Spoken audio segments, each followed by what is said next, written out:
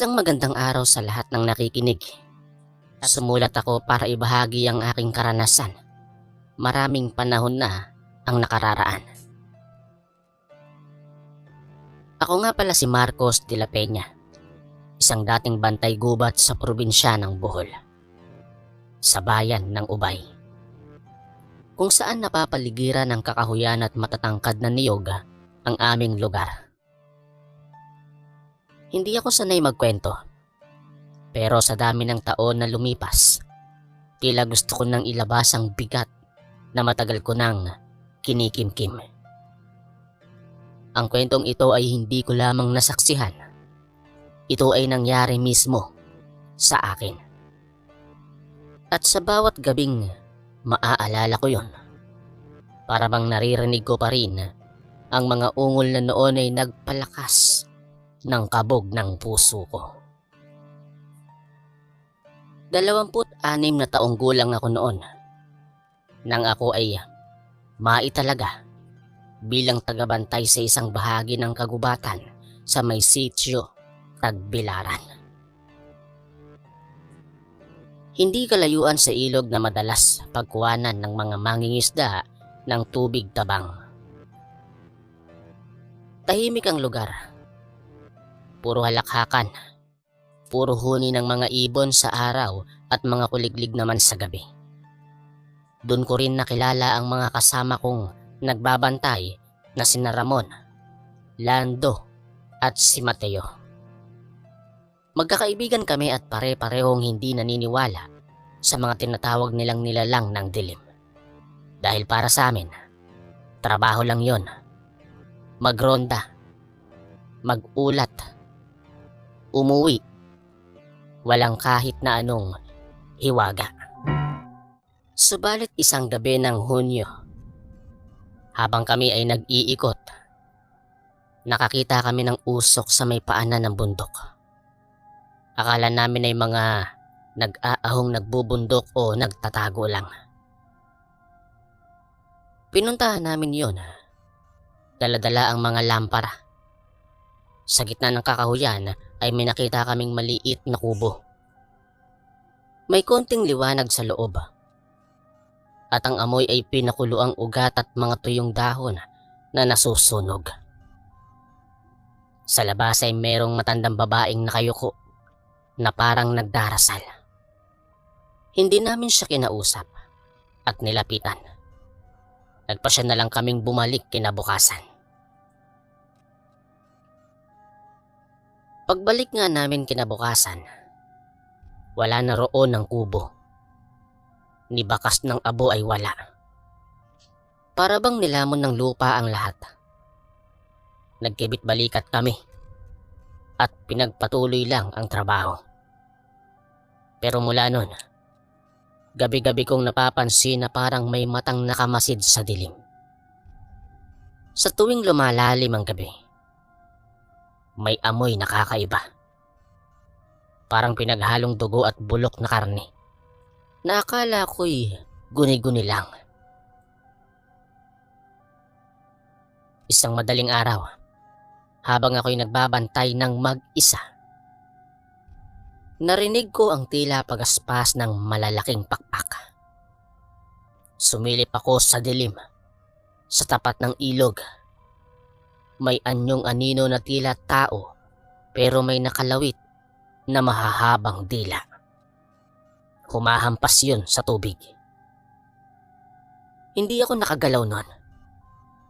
Ang lamig ng hangin ay parang kumakapit sa aking balat. Gusto kong sumigaw pero parang may pumipigil.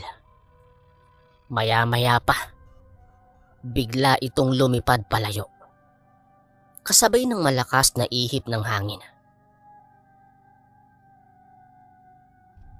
Pagbalik ko sa kampo kinabukasan, sinabi kong may kakaiba akong nakita, pero wala namang naniwala. Napagdesisyonan kong manahimik na lang, pero simula noon, gabi-gabi ay nananaginip ako ng matandang babae, nakangiti, may mata na kulay pula, at lagi niyang sinasabi sa isip ko, Hindi mo ako dapat nilapitan. Sa tuwing gigising ako, basang-basa ang sahig ng pawis ko. At tila may amoy ng sinunog na ugat sa hangin.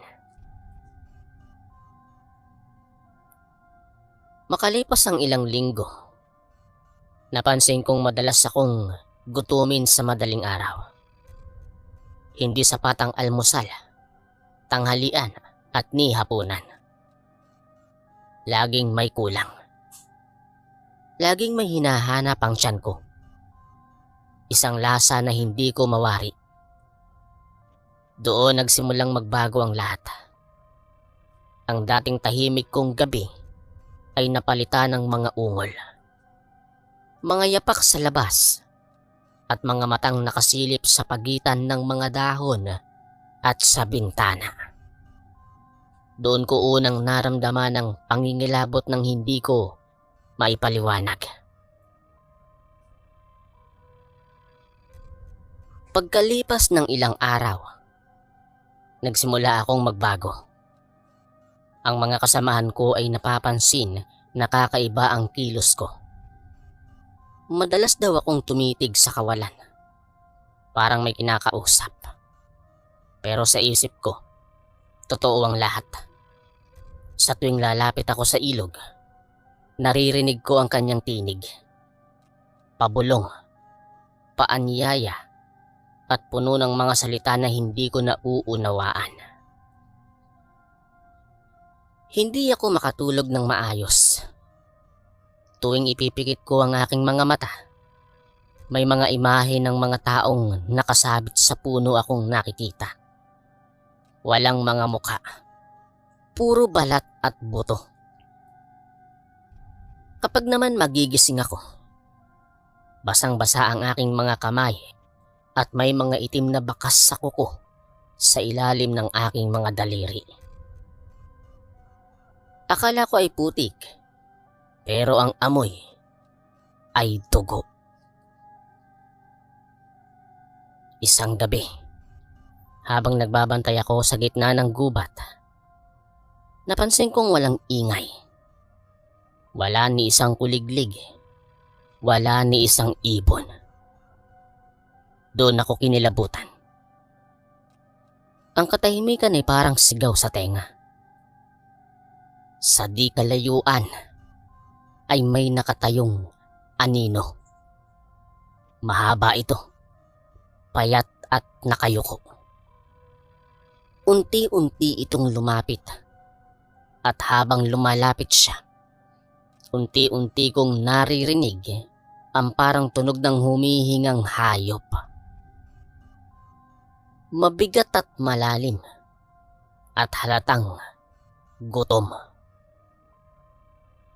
Nang lumiwanag ang lampara ko, bigla itong naglaho. Pagbalik ko sa kampo, wala roon ang mga kasama ko. Ang apoy ay patay at ang mga kubo ay wasak.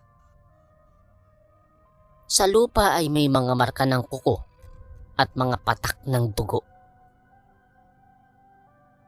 Tumakbo ako papunta sa kalsada. Pero sa bawat hakbang ko, parang may humahabol sa akin. Sa bawat hininga, naririnig ko ang pagaspas ng pakpak. Sa likod ko, isang anino ang dumaan sa ibabaw ng mga puno. Hindi ko alam kung paano ako nakarating sa bahay kinabukasan. Ang naalala ko lang ay ang amoy ng dugo na nakadikit sa aking damit at ang mga mata ng matandang babae sa isipan ko. Hindi ko alam kung ako'y gising o nananaginip. Pero naramdaman kong may tumagos sa loob ko.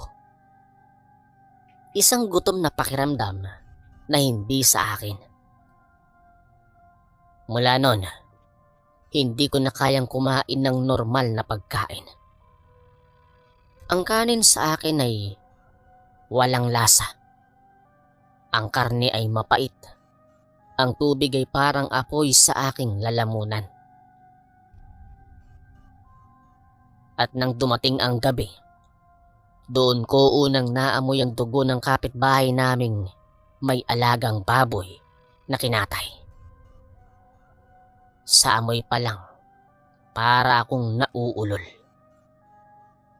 Nilapitan ko yon at bago ko namalayan, hawak ko na ang mainit na laman nito.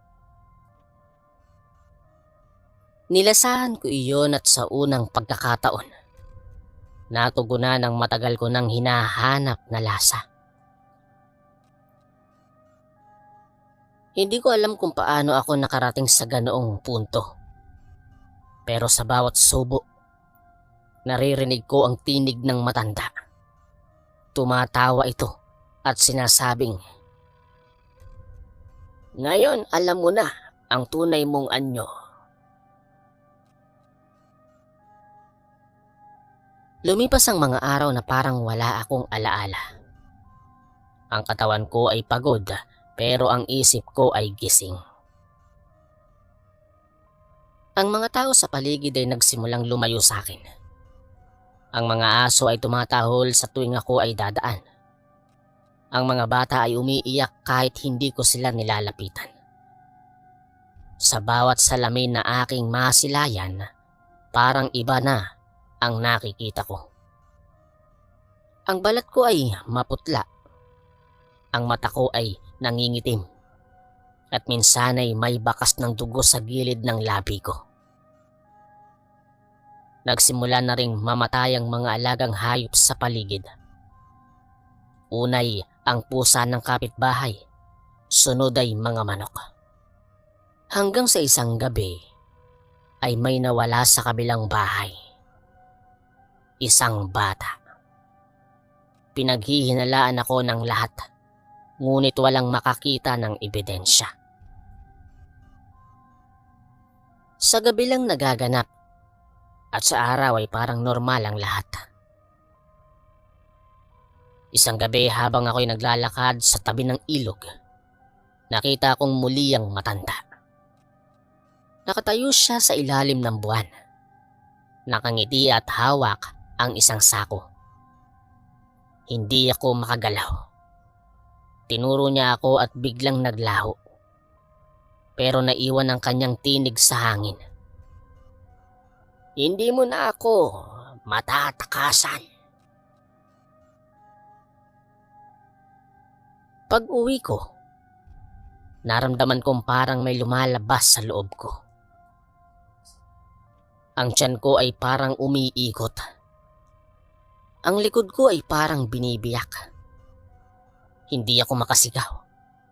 Hanggang sa naramdaman kong parang may pumupunit sa likod ko.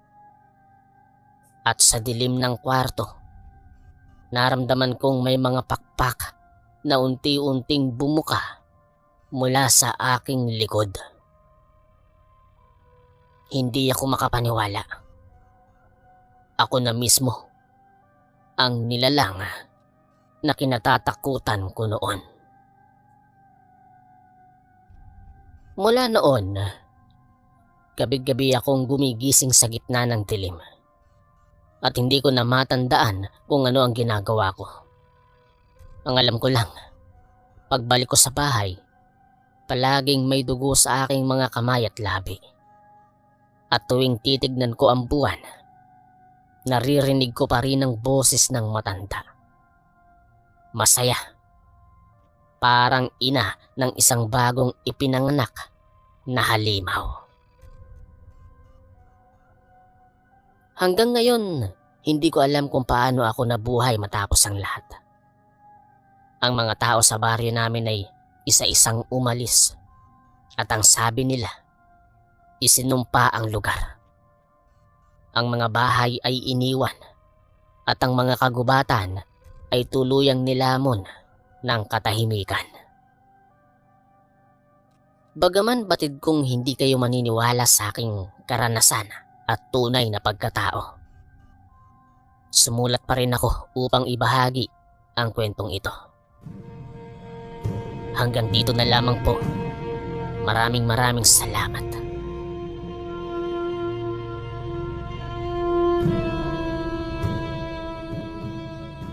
Nais ko sanang ibahagi sa inyong mga tagapakinig ang isang kwentong hango sa tunay kong karanasan.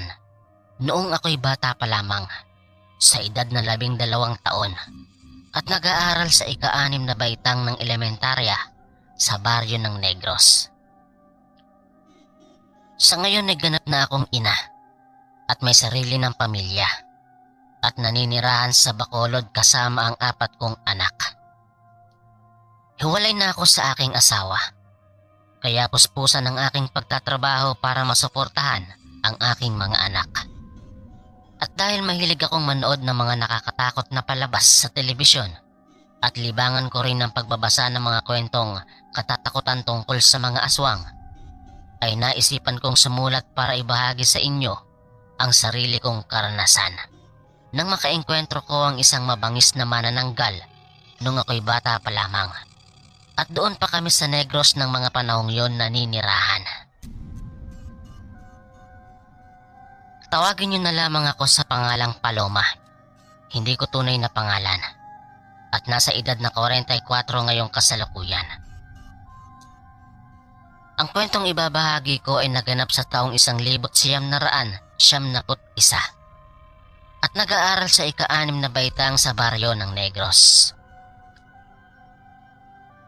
Isang araw, habang naglalakad ako pauwi sa aming tahanan, ay naisipan ko munang mamitas ng hinog na bunga ng bayabas sa tabi ng kalsada. Nang mga panahon kasing yon, ay hindi pa sementado ang kalsada at wala namang nagmamay-ari ng nasabing puno dahil malayo ang agwat ng bawat kabahayan. At masasabi ko na liblib na lugar ang aming baryo at mahaba-haba rin ang aking lalakarin bago ako makarating sa aming tahanan. Habang namimitas ako ng hinog na bayabas, ay nilalagay ko naman ang napitas na bunga sa aking bulsa. Pakanta-kanta pa ako habang ako'y pumipitas ng bunga. Dahil naaaliw ako pagmasdan ng hitik na bunga ng punong bayabas at habang nalilibang ako sa pamimitas ay isang matandang babae ang tumawag sa akin. May dala itong maliit na bayong kung saan naglalaman nito ng kanyang paninda na suman. Matapos akong tawagin ito, ay marahan itong naglakad palapit sa akin at bahagya na nagsalita. "Ineng, gusto mo ba bumili ng tinda kong suman?" Sambit na tanong sa akin ng matanda habang nakangiti ito at malinaw kong nasisilayan ng mapupulang ngipin nito habang sinusupa ang kanyang nganga. "Lola, pasensya na po, pero wala po akong dalang pera eh. Hindi po ako makakabili ng tinda niyong suman." Magalang naman nasagot ko sa matanda. "Ganun ba, Ineng? Sige, kung wala kang pera ay bibigyan na lang kita ng suman. Dahil mukhang mabait ka naman at magalang." Muling ani sa akin ng matanda. At sinabi niya na bibigyan na lang daw niya ako ng tinda niyang suman. "Naku Lola, salamat na lang po. Bilin po kasi sa akin ng nanay ko wag po akong tatanggap ng pagkain sa hindi ko kilala. Kaya pasensya na po talaga Lola ha, kung hindi ko po tanggapin ang bigay mong suman." Muli pang sabi ko sa matanda. Subalit pinilit ako ng matanda at iniingganyo ako nito na kunin ko na daw ang inaalok niyang suman. Dahil masarap daw ito lalo't bagong luto lang. Akmang kukunin ko na sana ang suman, ay biglang dumating ang aking ina. Lumabas ito ng aming bahay upang hanapin ako. Sapagkat anong oras na ay hindi pa ako umuwi sa aming tahanan. At nang mga panahong iyon, ay buntis ang aking ina at araw na lang ang hinihintay ay manganganak na siya. Nang makalapit sa akin ang aking ina, ay bigla niyang sinabihan ng matanda kung ano ang pakay nito sa akin. Subalit hindi nagsalita ang matanda. Bagkus ay matalim nitong tinignan ang maumbok na tiyan ng aking ina habang nakangisi ang kanyang mga labi. At dahil hindi sinagot ng matanda ang aking ina, kaya ako na lang ang nagsabi sa kanya na nais akong bigyan ng matanda ng suman. Matapos ko iyong sabihin sa aking ina, ay masungit niyang pinagmasdan ng matandang babae. Matapos tignan ng aking ina ang matandang babae, ay niyaya na ako nitong umuwi ng aming tahanan. At dahil sa inasal ng aking ina sa matanda, ay ako na lang ang nagsabi sa matanda na aalis na kami. At humingi ako ulit ng pasensya sa hindi ko pagtanggap sa alok niyang suman. Habang naglalakad kami ng aking ina pauwi sa aming tahanan, ay nanatiling nakatayo ang matanda sa gilid ng punong bayabas. Muli ko itong sinulyapan, subalit matalim ang pagkatitig nito sa amin na tila nagalit sa inasta ng aking ina. Habang marahan kami na naglalakad ng aking ina at tinatahak ang mabatong kalsada, ay pinagsabihan naman ako ni inay na huwag muli akong makikipag-usap sa hindi ko kakilala. Lalo na't dayo daw ang matandang iyon sa aming baryo. Nang mga panahong iyon, ay bali-balita sa baryo namin ang gumagala na aswang at manananggal. Ilan na rin ang nakasaksi sa nasabing manananggal na namiminsala sa ilang mga alagang hayop sa aming baryo. Madalas kasi na may natatagpuan na patay na kalabaw at baka na halos wakwak ang tiyan at wala na ang mga lamang loob nito. Sa oras na mahuli kitang muli na nakikipag-usap sa hindi mo kilalang tao, Paloma, lalo na dun sa matandang yon, malalagot ka talaga sa akin. Ginagawa ko ito para na rin sa kaligtasan mo. At alam mo naman na mahal kita, Paloma. Mahinahon na sambit ng aking ina habang marahan kami na naglalakad. At halata sa mukha nito ang labis na pag-aalala sa akin. Opo, inay. Hindi ko na po uulitin. Magalang na sagot ko sa aking ina. Nang makarating kami sa aming tahanan ng aking ina, ay inilapag ko ang aking maliit na backpack sa upuang kahoy na gawa sa tabla at mabilis na tumungo sa aming kwarto para magpalit ng damit pambahay. Matapos kong magpalit ng damit, ay tumungo akong muli sa maliit naming sala at kinuha ang aking papel para gumuhit.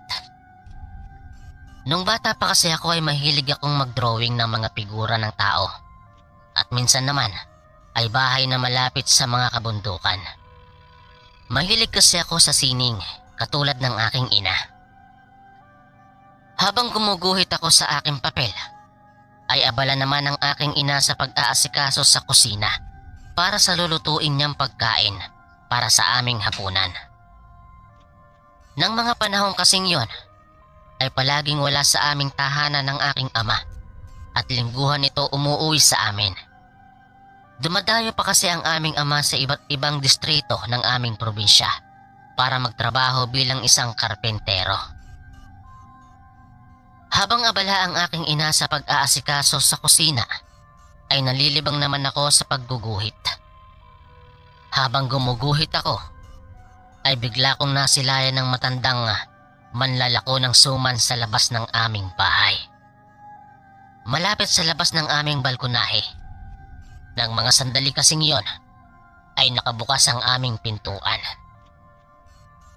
Matalim ang mga titig nito sa akin habang nanlilisik ang kanyang mga mata. Matapos kong masilayan ng matandang babae, ay mabilis kong tinawag ang aking ina upang sabihin na nasa labas ng aming bahay ang manlalako ng suman. Kaya dali-dali namang tumungo sa sala si inay para tanungin ako kung bakit ko siya tinawag. At nang makalapit sa akin ang aking ina, ay kaagad naman niya akong tinanong kung ano ang kailangan ko sa kanya. Bakit mo ako tinatawag, Paloma? Anong kailangan mo? Tanong sa akin ng aking ina. Inay, nasa labas kasi ang ating bahay yung manlalako ng suman, no? Sambit na sagot ko sa aking ina. Sabay turo ko kung saan nakatayo ang matanda. Subalit nang ituro ko ang kinatatayuan ng matanda, ay wala na ito doon at bigla na lang itong naglaho. Wala naman yung matandang babae sa labas, Paloma. Baka naman namamalik mata ka lang. Saad naman ng aking ina.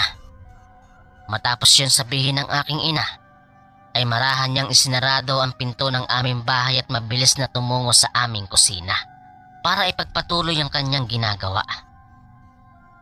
Nang mangawit ang aking kamay sa pagguguhit, ay tinigil ko muna ang aking ginagawa at naisipan ko na lang na maglaro ng aking laruan na manika na binili naman sa akin ng aking ama. Lumipas ang ilang saglit ay sumapit na ang paglubog ng araw at unti-unti nang kumakalat ang dilim sa kapaligiran. Nang mga panahong yon ay wala pa kaming kuryente at tanging kandila lamang ang nagbibigay liwanag sa loob ng aming tahanan. Tuwing sasapit kasi ang dapit hapon ay nakasanayan ko na ako ang nagsisindi ng mga kandila na nagsisilbing ilaw namin sa bahay.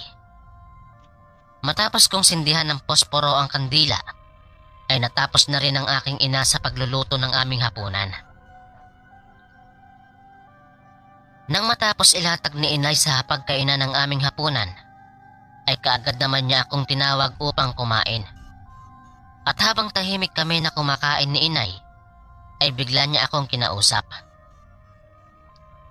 Sabado bukas, Paloma. Wala kayong pasok sa eskwela. Samahan mo akong mamalengke bukas. Tulungan mo ako sa pagbubuhat ng aking mga pinamili. Alam mo naman na malapit na akong manganak. Sambit sa akin ni inay at nakiusap ito na samahan ko siyang mamalengke. Opo, inay. Sasamahan po kita bukas mamalengke. Si tatay, kailan po ba ang uwi niya? Magalang na sagot ko sa aking ina. Sabay tanong ko kung kailan uuwi ang aking ama. Matapos namin kumain, ay tinulungan ko ang aking ina na magligpit ng aming pinagkainan. Ako na rin ang naghugas ng mga pinggan dahil alam kong napagod ang aking ina sa pagluluto at nasanay na rin ako sa gawaing bahay dahil madalas akong tinuturuan ng aking ina sa lahat ng bagay tulad na lamang ng paglalaba dahil mabuti daw na habang bata pa ako ay may alam na ako sa gawaing bahay lalo na't ako ang panganay niyang anak. At nang matapos ako sa paghuhugas ng pinggan ay naisipan ko na ring maghilamos. Nakasanayan na rin kasi namin ng aking ina na matulog ng maaga ng mga panahong yon. Matapos kong maghilamos ay marahan akong naglakad patungo sa aming silid para muling magbihis ng pantulog na damit. Habang ang aking ina naman ay pansamantalang nakahiga sa papag habang hinihimas ang maumbok niyang tiyan. Nang makabihis ako ng pantulog na damit, ay tumabi ako sa aking ina at hinaplos ko ng marahan ng kanyang tiyan habang nakahiga ako sa kanyang tabi. Samantala, habang nakahiga kami ng aking ina sa papag, ay isang malakas na pagaspas ng hangin ang umihip sa aming bubungan na tila parang may dumaan na malaking ibon. Kaya naisipan ng aking ina na sumilip sa bintana ng aming silid at kung anong pagaspas ang pabalik-balik na lumilipad sa aming bubungan. Subalit hindi ito matanaw ng aking ina. Kaya marahan na naglakad ang aking ina palabas ng aming silid upang tumungo sa sala. Naisipan kasi ng aking ina na ikandado na ang pinto sa harap ng aming bahay. Pati ang dalawang bintana na nasa tabi ng pintuan ay isinarado din ng aking ina. Matapos niyang maisara ang lahat, ay kinuha na niya ang lampara upang yun ang gawin naming ilaw. Dahil delikado daw para sa amin kung kandila ang magsisilbing liwanag sa oras ng aming pagtulog. Matapos na inay masindihan ng lampara, ay nilagay niya iyon sa sahig ng aming sala na malapit lang sa labas ng aming silid. At muli siyang bumalik sa aming silid. Habang nakahiga kami ng aking ina sa papag, na tanging banig lang ang sapin, ay marahan naman niyang hinahaplos ang aking buhok hanggang sa dalawin ako ng sarili kong antok. At tuluyan na akong nakatulog. Kinabukasan, ay maaga kaming nagising ng aking ina. Nakasanayan ko na rin gumising ng maaga lalo na't walang kaagapay ang aking ina sa ibang mga gawain. Mag-almusal na tayo, Paloma. Pupunta pa tayo ng palengke para bumili ng pangunahin nating pangangailangan. Malumanay na sambit sa akin ng aking ina. Matapos naming mag-almusal ni inay, ay kinuha niya ang kanyang pitaka at muli akong sinabihan na aalis na kami para pumunta sa palengke. May kalayuan kasi ang palengke sa amin noong mga panahong yon. Kaya kailangan pa naming maglakad ng ilang minuto bago marating ang paradahan ng mga sakayan tulad ng habal-habal. Bukod pa doon, matapos naming marating ang paradahan, ay ilang minuto rin ang biyahe bago namin marating ang palengke. Habang marahan kami na naglalakad ng aking ina, ay hawak ko naman ang kanyang kamay. Pansin ko rin sa aking ina na hirap na itong kumilos dahil sa maumbok niyang tiyan. Lalo na't araw na lang ang hinihintay upang manganak. Maaaring pwede siyang manganak bukas o sa susunod na mga araw. Nang makarating kami sa paradahan, ay kaagad naman kaming sumakay ng aking ina sa isang habal-habal. Marahan at maingat namang pinapatakbo ng driver ang sinasakyan namin dahil nga sa buntis ang aking ina. Habang binabagtas namin ang kalsada, lula ng habal-habal, ay bigla niyang kinausap ang aking ina. Ginang, dapat sa ganyang sitwasyon mo, ay asawa mo na ang inuutusan mong mamalengke. Delikado na para sa iyo ang panaylabas ng ating baryo. Alam mo ba, may natagpuan na namang patay na kalabaw malapit dun sa tubuhan. Wakwak yung tiyan nito at halos wala na ang lamang loob. Ang sabi ay dayong manananggal daw ang salarin. Saad ng manong driver ng habal-habal sa aking ina. Ganon po ba? Hindi pa rin po ba matukoy kung sino yung dayong manananggal sa baryo natin? Mukhang marami na siyang nabibiktima na alagang hayop dito ah. Sambit naman ng aking ina sa driver ng habal-habal. Sabay tanong kung may hinala na sila kung sino ang gumagalang manananggal. Hindi pa matukoy kung sino, Ginang. Marami na kasing dayo sa ating baryo. Sagot naman ni manong driver sa aking ina. Napatigil na lang ang kanilang pag-uusap nang marating na namin ang palengke. Nang makarating kami sa palengke, ay ako ang unang bumaba ng habal-habal at inalalayan ko naman ang aking ina gamit ang paghawak ko sa kanyang mga kamay. Nang nasa palengke na kami, ay hindi naman ganon karami ang aming pinamili. Tanging mga pangunahing pangangailangan lang ang binili ng aking ina. Tulad ng asukal, gatas, mga sangkap sa pagluluto, gulay, isdang bangus at kalamansi. Matapos naming mamalengke ng aking ina, ay ako ang nagbitbit ng ilang supot habang bitbit naman niya ang isang maliit na supot na naglalaman ng tinapay. At muli kaming sumakay ng habal-habal upang umuwi na sa aming bahay. Sinabihan din ng aking ina ang driver na doon niya kami ibaba sa mismong tapat ng aming bahay. Nang makarating kami sa aming bahay, lula ng sinakyan naming habal-habal, ay tinulungan kami ni manong driver. Siya na ang nagbitbit ng aming pinamili at binuhat niya iyon at dinala sa mismong tapat ng pintuan ng aming tahanan. At nang mailapag ni manong driver sa sahig ang mga supot, ay kaagad naman kaming nagpasalamat. Akmang papasok na sana kami sa loob ng bahay, ay biglang sumulpot ang matandang babae. Tangan na naman nito ang bayong na naglalaman ng nilalako niyang suman. Bukod sa suman, ay may dala pa itong isang silag na supot na naglalaman ng longganisa. Sa biglang pagsulpot ng matandang babae, ay bakas sa mukha ng aking ina ang pagkainis sa matanda. Kaya mataray niya itong kinausap. Ano ba talagang kailangan mo, Lola? Diba sabi ko sa'yo na hindi namin gustong kumain ng tinda mong suman? At saka paano mo nalaman ang bahay namin? Mataray na sabi ng aking ina sa matandang babae. Ginang, nagkataon lang na napadaan ako rito. At sakto naman na nakita ko kayong mag-ina, bumaba ng habal-habal. Kaya naman naisipan kong lumapit sa inyo upang alukin kayo ng tinda kong longganisa. Sagot ng matanda sa sinabi sa kanya ng aking ina. Talaga bang nagkataon lang lola ang pagparito mo dito sa harapan ng bahay namin? Sabi kasi ng anak ko, nakita kanya kahapon na nakatayo sa labas ng bahay, doon sa may balkonahe. Nagkataon din ba yon?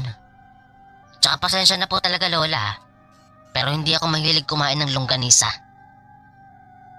Muling sambit ng aking ina sa matanda. Ganun ba? Sige. Ibibigay ko na lang ito sa inyo para matikman nyo ang tinda kong longganisa. Sinisigurado ko sa inyo na masarap ang pagkakagawa ko nito. Muling ani ng matanda kay inay at pinipilit nito na kunin ng aking ina ang tinda niyang longganisa. Dahil sa nangyari ay napikon ng aking ina at tinaasan ng boses ang matanda. At dahil sa ginawa ng aking ina ay nagalit din ang matanda sa kanyang inasta. Ginang, hindi mo na ako ginalang. Masyadong matalas ang iyong dila. Pagsisisihan mo ang pagtanggi mo sa alok kong longganisa at pagbabayaran mo ang pagmamataas ng boses mo sa akin. Kaya tandaan mo ang araw na ito, Ginang. Masungit na sabi ng matanda sa aking ina na may kasamang pagbabanta. Lola, hindi kita binabastos. Tinaasan kita ng boses dahil masyado ka nang makulit. Di ba ilang ulit ko nang sinabi sa iyo na ayaw kong bumili ng tinda mong longganisa? Kahit na gusto mong ibigay yan sa akin, ay hindi ko pa rin yan tatanggapin. Mataray na sabi ng aking ina sa matandang babae. Matapos yun sabihin ng aking ina, ay hindi na muling nagsalita ang matanda. Bagkus ay tinignan nito ng matalim ang aking ina na tila nanlilisik ang mga mata. Nang matapos niyang titigan ng aking ina, ay dumura ito sa aming harapan. Malinaw kong nasilayan ng mapulang laway nito na bumagsak sa lupa dahil sa sinusupa nitong nganga. Matapos dumura ang matanda ay marahan itong tumalikod at naglakad papalayo sa aming bahay. Nang makalayo ang matanda sa aming bahay, ay kaagad akong niyaya ni inay na pumasok ng aming tahanan. Bago kami tuluyang makapasok, ay kinuha ko ulit ang mga supot na aming pinamili sa palengke. Huwag ka na munang lalabas ng bahay, Paloma, ngayong araw ha. Dito ka na lang sa loob ng bahay maglaro. Masama ang kutob ko na babalikan tayo ng matandang yon. Sambit sa akin ni inay nang makapasok kami ng aming tahanan. Bakit naman tayo babalikan ng matanda, inay? Wala ka namang ginawang masama sa kanya. Tanong ko sa sinabi sa akin ng aking ina. Basta gawin mo na lang ang sinabi ko, Paloma.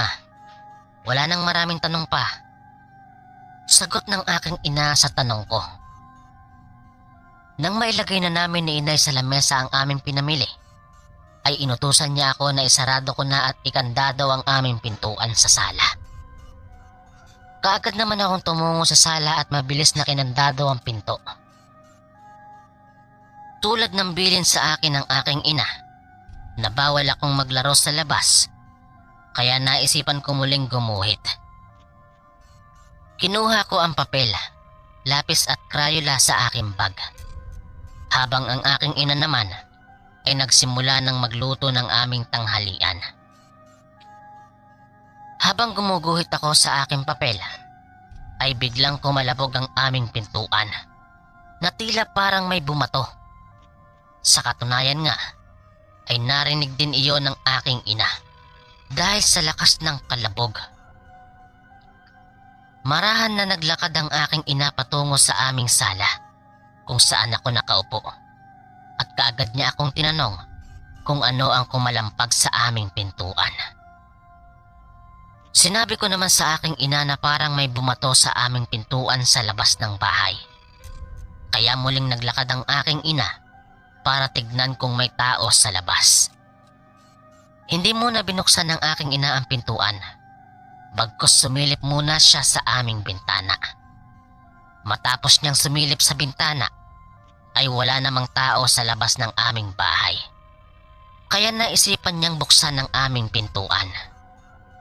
Nang mabuksan ng aking ina ang pinto, ay halos napasigaw ang aking ina. Kaya mabilis akong tumakbo para alamin kung ano ang nangyari. At nang makalapit ako sa aking ina, ay halos napayakap ako sa kanya. Dahil sa pugot na ulo ng isang kalabaw ang nakalatag sa sahig ng aming balkonahe. Halos may bahid din ng sariwang dugo ang nagkalat sa labas ng aming pintuan. Kaya napasigaw ang aking ina sa labis na takot. Nang mga sandaling yon, ay napapaiyak ako habang niyayakap ko ang hita ng aking ina. Dahil nakaramdam din ako ng labis na takot. Nang makita namin ang pugot na ulo ng kalabaw, ay mabilis na isinarado at ikinandado ni inay ang aming pinto. Pati ang aming bintana ay isinarado na rin ng aking ina. Magkahawak kamay kami ni inay na naglakad patungo sa sala at inalalayan ko siyang umupo. Tinigil muna niya ang kanyang ginagawa dahil biglang sumakit ang kanyang tiyan dahil sa malakas na sigaw na kanyang pinakawalan. Kahit nakakaramdam ako ng takot ng mga sandaling yon, ay mabilis akong tumungo sa kusina para kumuha ng isang basong tubig upang ipainom sa aking ina. At habang marahang umiinom ng isang basong tubig ang aking ina, ay dahan-dahan ko namang hinahaplos ang maumbok niyang tiyan. Inay, bukas pa ba uuwi si Itay? Natatakot kasi ako. Saad ko sa aking ina habang marahan kong hinahaplos ang maumbok niyang tiyan. Oo, Paloma. Bukas pa uuwi ang tatay mo. Maiksing sagot ni inay sa tanong ko na halatang hinihingal ito sa pagsasalita. Lumipas ang ilang sandali ay muling bumuti ang pakiramdam ng aking ina. Kaya muli siyang tumungo sa kusina para magluto ng aming ulam para sa aming tanghalian. Hindi ko na pinagpatuloy ang aking pagguguhit. Bagkus ay tinulungan ko ang aking ina sa gawain sa kusina. Ako na ang humiwa ng mga sangkap sa lulutuin niyang bangus. Nang matapos ang aking ina sa pagluluto, ay kaagad kaming kumain ng aming tanghalian. Habang kumakain kami ay kita ko sa mukha ng aking ina na hindi maayos ang kanyang pakiramdam. Inay, ayos lang po ba kayo? Para kasing namumutla ka eh. Tanong ko sa aking ina. Ayos lang ako, Paloma. Kaya kumain ka lang dyan. Maiksing sagot sa akin ni inay. Matapos naming kumain, ay sinabihan ko ang aking ina na ako na ang bahalang magligpit ng aming pinagkainan. At ako na rin ang bahalang maghugas ng mga pinggan. Ang sipag naman at ang bait ng anak ko. Salamat, Paloma. Dahil kahit bata ka pa ay tinutulungan mo na ako sa ilang mga gawain. Masaya ako at ikaw ang naging anak ko. Biyaya ka sa akin ng Diyos. Saad sa akin ng aking ina at mariin akong hinalikan sa aking pisngi. Sinanay talaga. Kanino ba naman ako magmamana di sa'yo? Sabi ko naman sa aking ina matapos niya akong hagkan ng halik sa aking pisngi. Matapos ko yung sabihin sa aking ina, ay inumpisahan ko ng ligpitin ang aming pinagkainan. Habang si inay naman ay tumungo sa aming silid para magpahinga. Naibsan na rin ang takot ko na nararamdaman sapagkat nakakandado naman na ang aming mga pinto at bintana kahit na sa tanghali ang tapat. At nang matapos ako sa paghuhugas ng pinggan, ay pinuntahan ko ang aking ina sa aming silid. Tapos ka na bang maghugas ng pinggan, Paloma? Tanong ng aking ina nang makapasok ako sa aming silid. Opo, inay, tapos na po. Ano po ang ginagawa mo, inay? Magalang na sagot ko sa aking ina, sabay tanong kung ano ang kinakalkal niya sa maliit na baul. Hinahanap ko kasi ang pangontra na bigay sa akin ng albularyo, yung Santo Ara at Carmen de Guerra.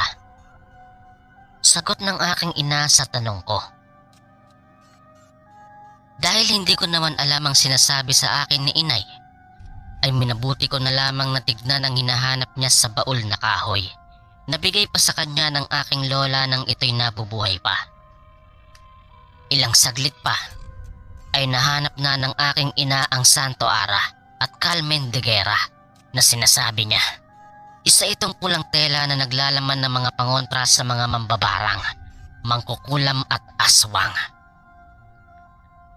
Matapos yun makuha ng aking ina, ay nilagay niya yon sa laylayan ng kanyang damit. Bukod doon, ay kinuha din ng aking ina ang isang tuyong mga ugat ng halaman na nakabalot sa isang papel at isang garapon na naglalaman ng langis na gawa sa bayabas. Hindi na ako nagtanong pa sa mga bagay na kinuha ng aking ina sa baol. Bagkus ay tinitignan ko lang siya kung ano ang kanyang gagawin sa mga ito. Binuksan ng aking ina ang garapon na naglalaman ng langis ng bayabas at pinahiran niya ng langis ang kanyang tiyan. Matapos niyang pahiran ng maumbok niyang tiyan, ay inutusan ako ng aking ina na kumuha ng isang lumang supot at isang baso na hindi babasagin at ilang pirasong kalamansi na pinamili namin kanina sa palengke. Nang makuha ko yun lahat, ay muli akong bumalik sa aming silid at kaagad ko yung binigay sa aking ina. Binuklat ni inay ang isang papel na naglalaman ng sarit-saring tuyong halamang ugat at inilagay niya iyon sa supot at kaagad niyang dinurog sa pamamagitan ng pagpukpok ng marahan gamit ang baso. Matapos yung pukpukin ng aking ina, ay nadurog ito at inilagay niya iyon sa garapon na naglalaman ng langis.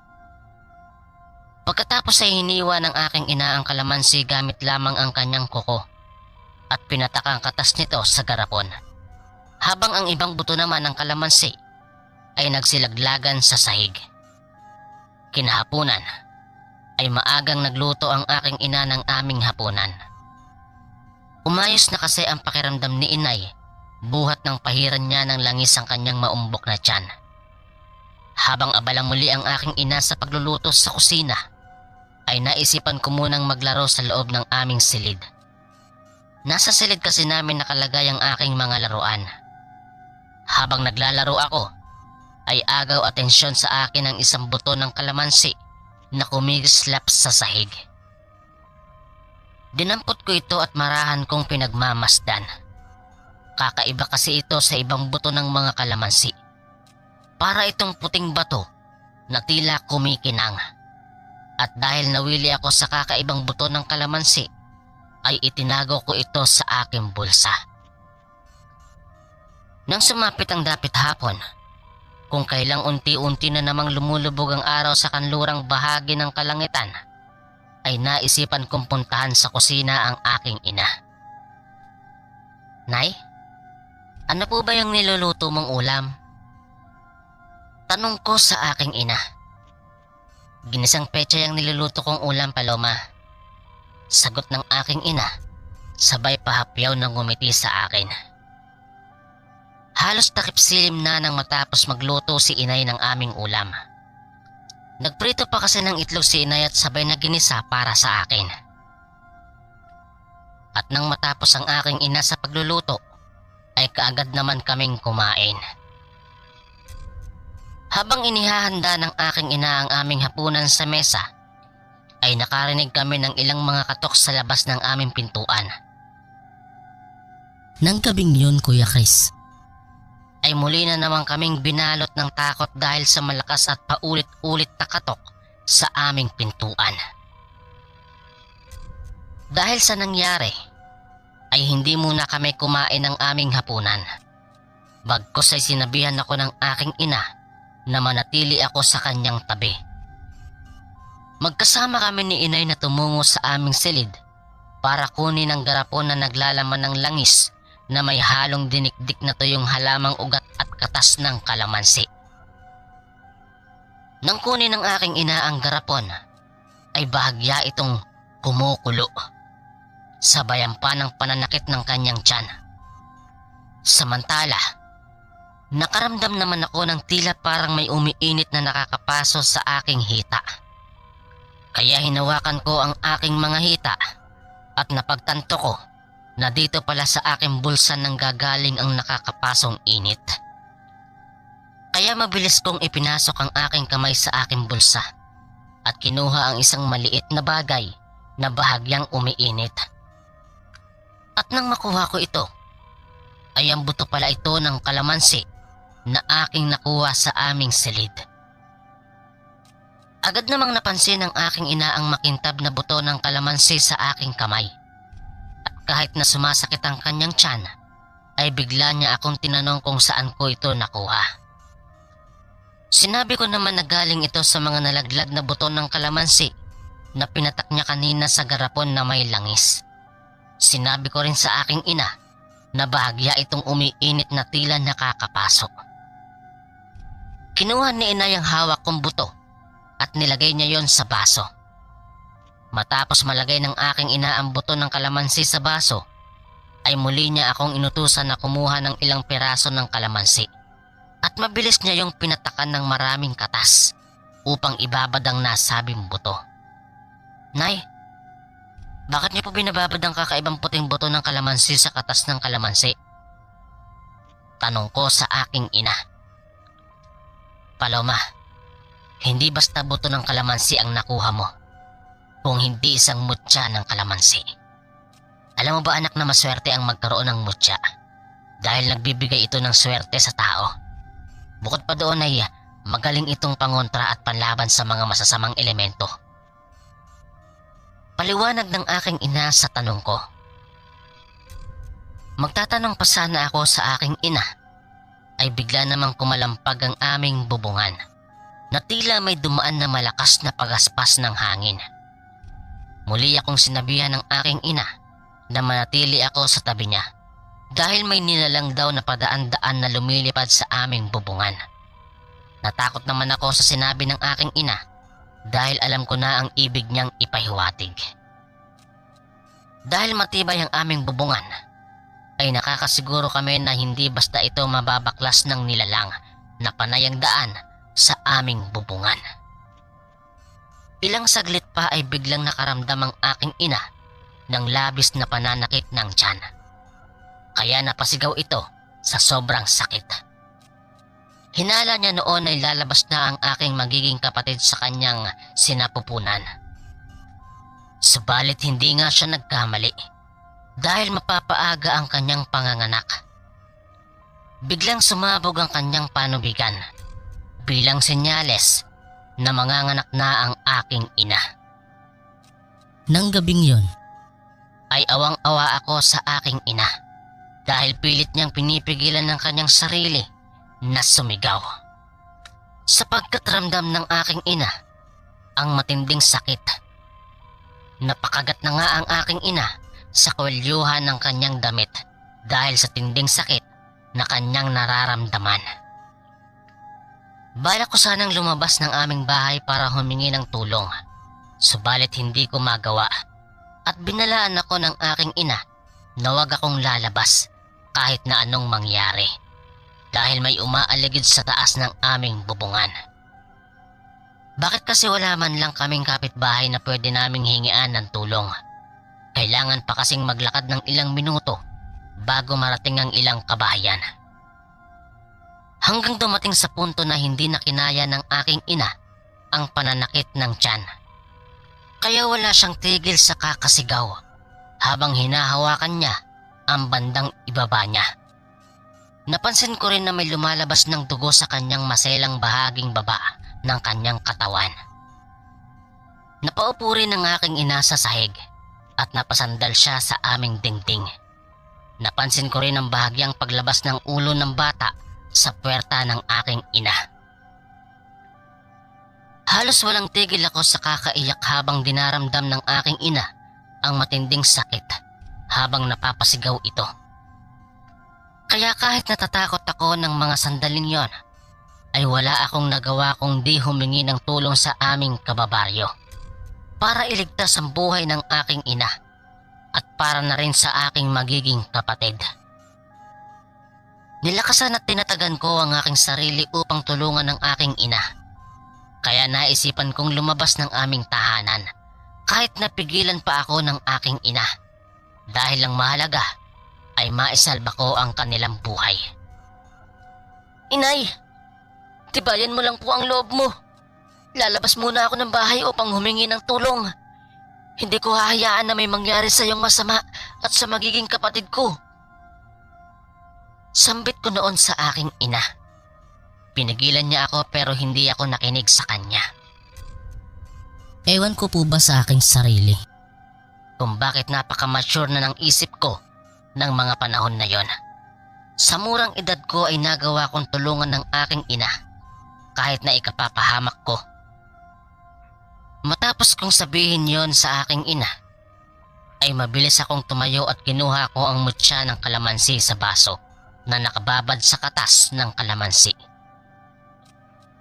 Hindi na rin ako nagsuot ng tsinelas para mabilis akong tumakbo patungo sa ibang kabahayan upang humingi ng tulong.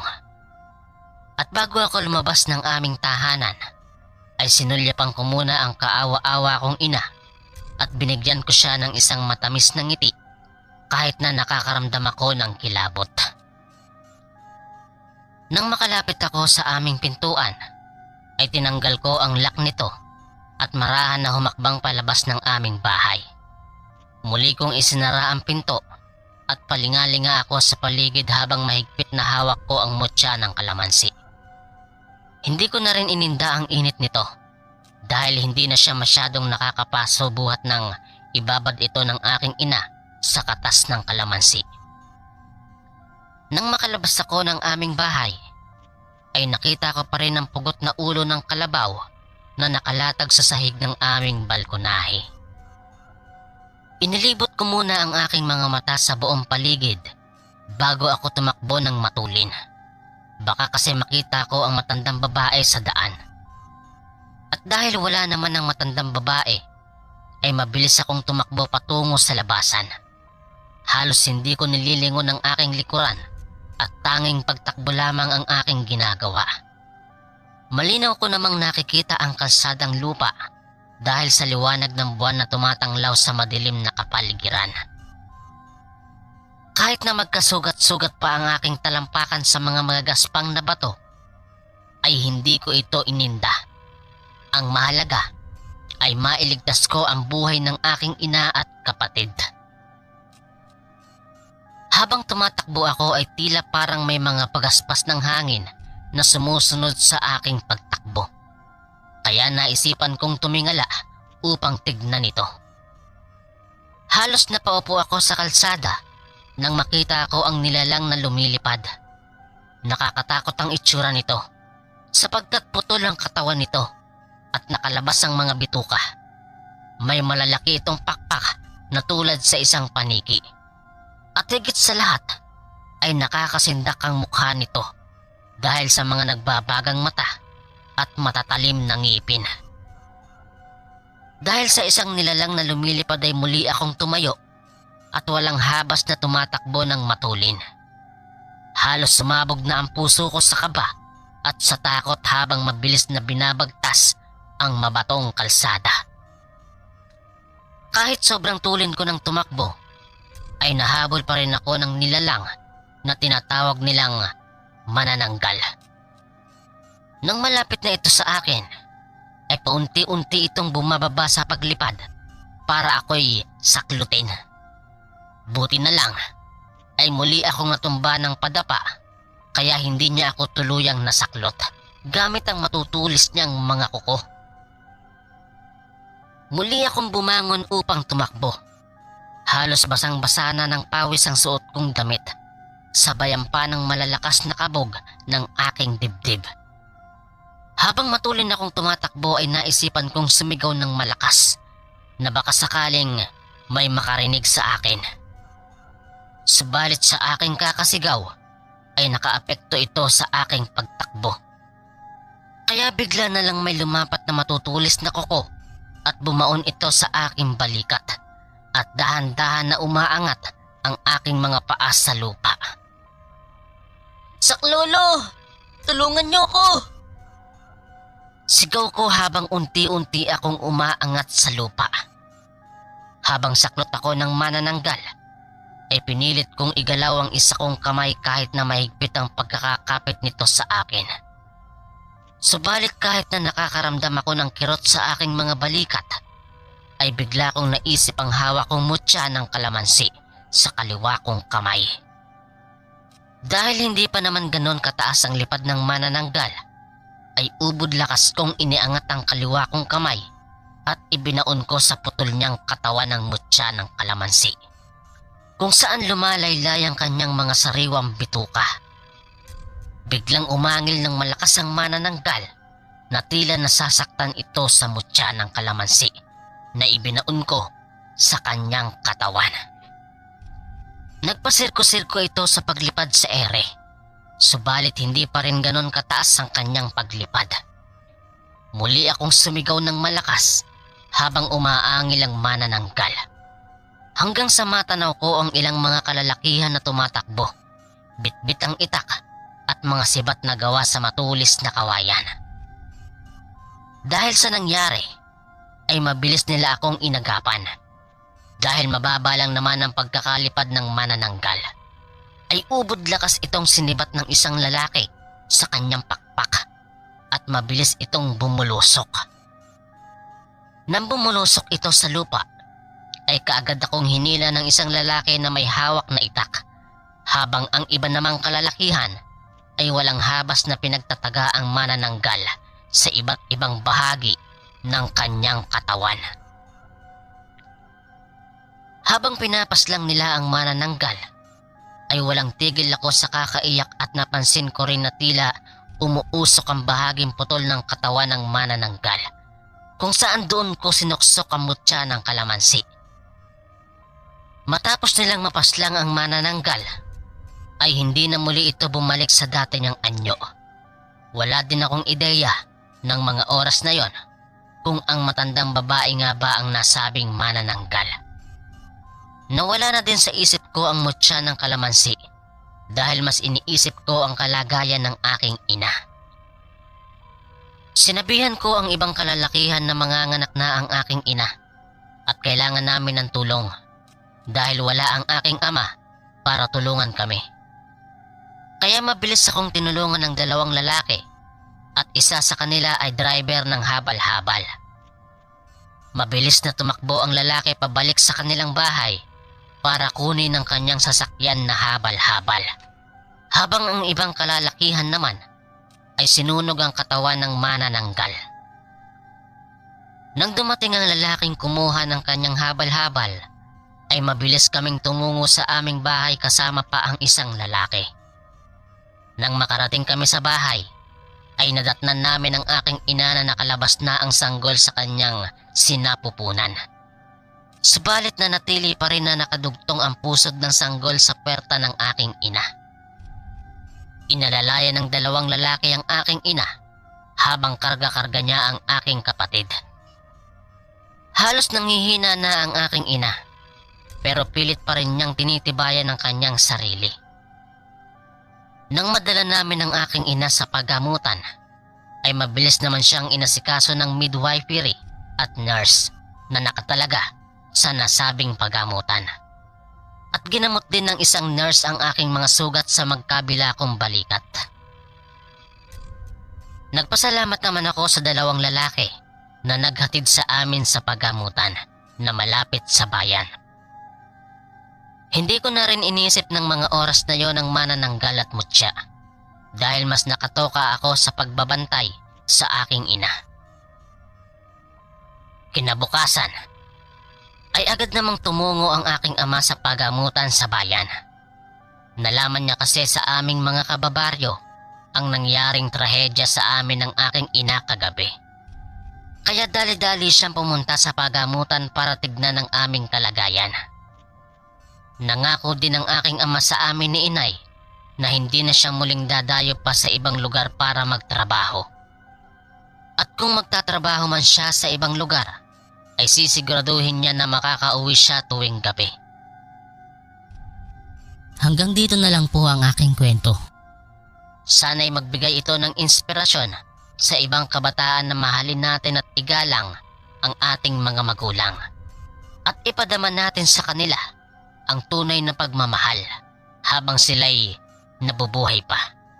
Dahil hindi sa lahat ng oras at panahon ay makakasama natin ang ating mga mahal sa buhay.